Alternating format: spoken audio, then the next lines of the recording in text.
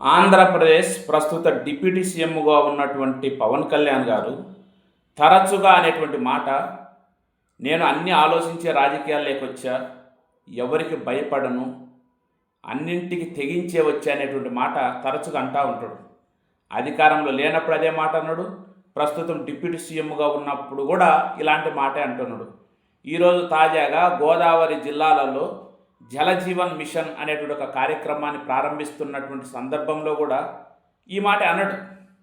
అసలు పవన్ కళ్యాణ్ గారి ఉద్దేశంలో తెగించడం అంటే ఏంటి? తెగించడం అంటే భౌతికంగా దాడులు చేయడమా? లేదు, బాధ్యత మరిచి సమాజం అసహించుకున్నా పర్వాలేదు, నోటికి ఏది వచ్చి అది మాట్లాడడం, దానిలో భాగంగానే నా కొడకల్లారనడం, చెప్పులు చూపించడం, కుతికలు పిసికేస్తానడం, ఎగరేస్తానడం, నమిలేస్తానడం, రోమాలు ఒక్కొక్కటి పీక్కుంటానడం, ఇదేనా తెగించడం అంటే? ప్రజాస్వామ్యంలో రాజకీయాల్లో తెగించడం అంటే ఇవన్నీ కాదు. ఇవన్నీ కూడా రెచ్చగొట్టే విధంగా బాధ్యత లేనటువంటి ఒక మాటలుగానే చూడాలి. అయినా పవన్ కళ్యాణ్ గారు అనుకుంటున్నారు కదా, రాజకీయాల్లో తెగించడం అంటే ఎలా? ప్రజా సంక్షేమం కోసమో, ప్రజల కోసమో ప్రభుత్వం చేస్తున్న వ్యతిరేక కార్యక్రమాలకో, లేదు మనకు ప్రత్యర్థులైనటువంటి పార్టీల మీద ప్రజాస్వామ్యయుతంగా పోరాడమే తెగించడం కదా. అలా కాకుండా మాటి మాటికి తెగించడం అంటుంటే అసలు మీరు ఏం తెగించిండ్రు చూద్దామా? మీరు పార్టీ పెట్టిన తర్వాత వచ్చిన మొదటి ఎన్నికల్లో 2014లో పోటీ చేసే అవకాశం ఉన్నా పోటీ చేయకుండా భయపడిపోయి వాళ్ళకు మద్దతు ఇచ్చిండ్రు.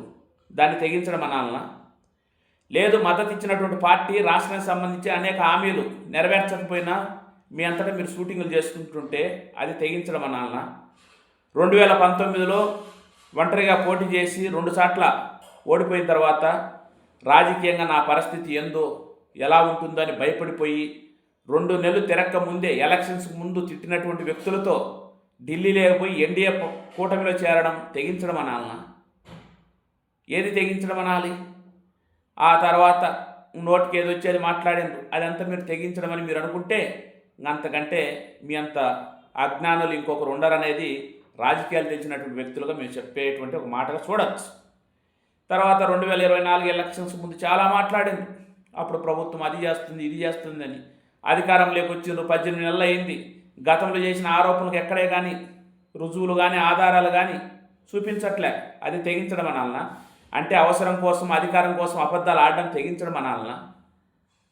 లేదు, సంపదను సృష్టిస్తామని ఎన్నికలు అయిపోయిన తర్వాత అధికారంలోకి వచ్చిన తర్వాత 18 నెలల్లోనే 2,61,000 కోట్ల అప్పులు చేస్తున్న చూస్తున్నాను తెగించడమా? విచ్చలవిడిగా ఎమ్మెల్యేలు దోసుకుంటుంటే అది తెగించడమా?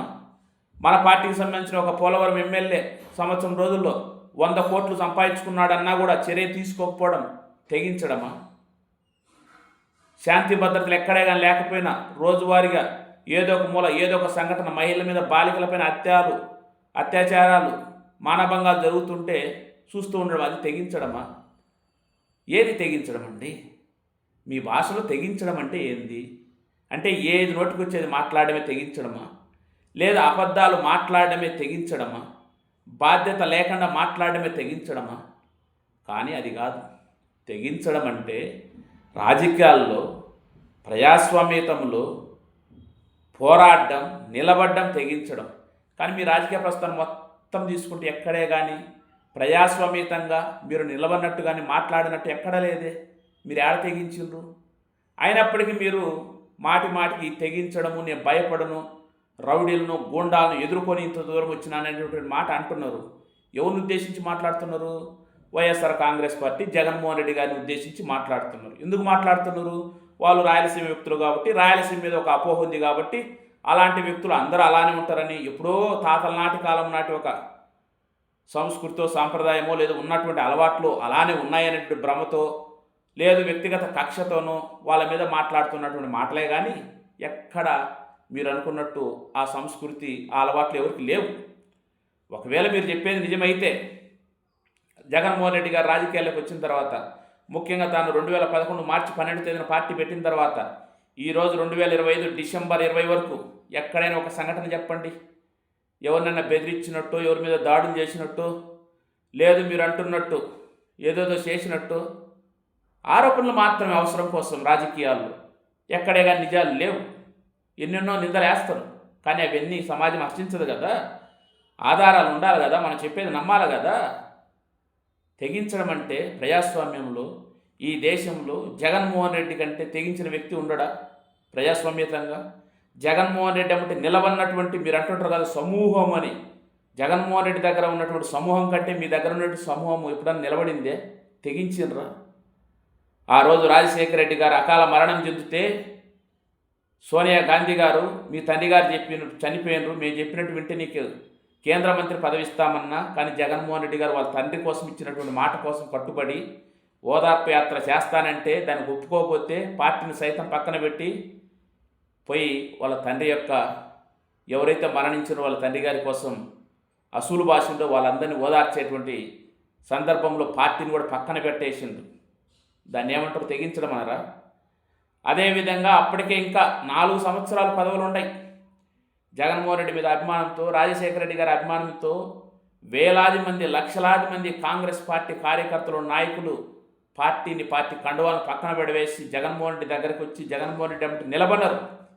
ఆ రోజు కాంగ్రెస్ వాళ్ళు బెదిరించారు, మీ మీద కేసులు పెడతామన్నారు, మీ వ్యాపారాలు దెబ్బతీస్తామన్నారు, అయినా నిలబన్నారు. అది తెగించడం కాదా? ఆ తర్వాత కొంతమంది ఎమ్మెల్యేలు లేదు మాకు జగన్మోహన్ రెడ్డే కావాలని పట్టుబట్టి ఎమ్మటి వచ్చి కొంతమంది రాజీనామా చేసి ఎన్నికల్లో నిలబడిన మొదటి ఎన్నికల్లోనే 18 మందికి గాను 16 మంది గెలిచిందే. అది తెగించడం కాదా? 2014లో మీరందరూ ముగ్గురు ఒక పక్క ఉన్నా కూడా మొదటి ఎన్నికలు ఎదుర్కొంటున్నటువంటి సందర్భంలో సాధారణ ఎన్నికల్లో ఒక్కడే ఎన్నికలకు పోయి నిలబడి ఫలితాలు ఎలాన్నా ఉండని అనేటువంటి దాంతో ఆ సంబంధం లేకుండా నిలబడిండే. అది తెగించడం కాదా? 67 సీట్లు వచ్చినా కూడా ప్రతిపక్షంగా నిలబడి చంద్రబాబు నాయుడు గారు వైఎస్ఆర్ కాంగ్రెస్ పార్టీని ఆదిలోనే అణచివేయాలనేటువంటి ఉద్దేశంతో 23 మంది ఎమ్మెల్యేలను తీసుకున్న ధైర్యంగా నిలబడి మళ్ళీ 2019 ఎన్నికలకు ఒంటరిగా పోయి పోటీ చేసి నిలబడి 151 సీట్లు గెలిచి ఈ రాష్ట్ర సీఎం అయి చెప్పిన హామీలను నెరవేర్చి తన ఎమ్మటి ఉన్నటువంటి సైన్యాన్ని కాపాడుకుంటూ ముందుకు పోవడం ఇది తెగించడం కాదా? ఏది తెగించడం? బాధ్యత లేకుండా నోటికి ఏది వచ్చేది మాట్లాడడం తెగించడమా? ప్రజాస్వామ్యతంలో గెలిచినా ఓడినా రాజకీయాల్లో పోరాడడం తెగించడమా? ఏది తెగించడము? ఏముంది? నేను కూడా మాట్లాడతా. ఏం ఉపయోగం దానివల్ల? ఇంత క్లిష్ట పరిస్థితులలో కూడా 2024లో రకరకాల మేనేజ్మెంట్లు చేసి ఎన్నికల్లాగా కాకుండా మీరు ఎన్ని చేసినా, మీరు అద్భుత విజయం సాధించినా ఈ 18 నెలల కాలంలో ఎక్కడే కానీ తగ్గకుండా మీరు ఏదేదో చేస్తాం, మేము అధికారంలోకి వచ్చి రెడ్ బుక్ చూపిస్తాం, పేజీలు తిరగేస్తాం, మక్కలు ఎరగదీస్తాం, ఏయో మాట్లాడినా వాటికి బెదరక ఆదరక నిలబడి జగన్మోహన్ రెడ్డి చేస్తున్న ప్రతి కార్యక్రమానికి ప్రజాస్వామ్యయుతంగా నిలబడుతున్న వైఎస్ఆర్ కాంగ్రెస్ పార్టీ వ్యక్తులు అంటే కార్యకర్తలు, నాయకులు, అభిమానులు నిలబడుతున్న తీరు తెగించడం కదా?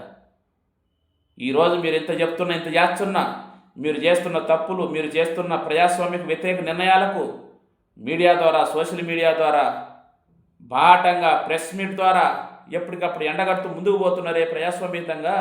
ఇది తెగించడం కదా? ఇవన్నీ కూడా తెగించడమే. కానీ సినిమా లోకంలాగా ఊహలకు మాత్రమే రెక్కలు వచ్చే విధంగా ఆ రెక్కలే నిజమని నమ్ముకొని ఎగిరేటువంటి మీ వ్యక్తులు మాట్లాడేటువంటి మాటలు తెగించడం కాదు.